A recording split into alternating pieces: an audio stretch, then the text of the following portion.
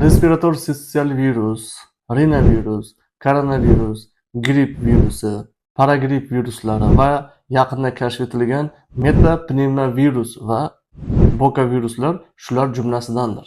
Bolalarda, ayniqsa erta yoshli bolalarda respirator sinsitial virus bronxialit va obstruktiv kasalliklar keltirib chiqaradi. Ko'plab tadqiqotlarda xuddi shu infeksiya bilan og'rigan bolalarda kelajakda allergik va astmatik kasalliklar xavfi baland bo'lishi isbotlangan. Bunga sabablardan biri interferonlardir.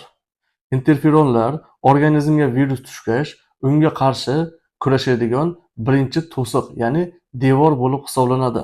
Interferonlar sintezidagi muammolar xuddi shu viruslarda organizmga tushgach, kasallik avj olishiga sabab bo'ladi.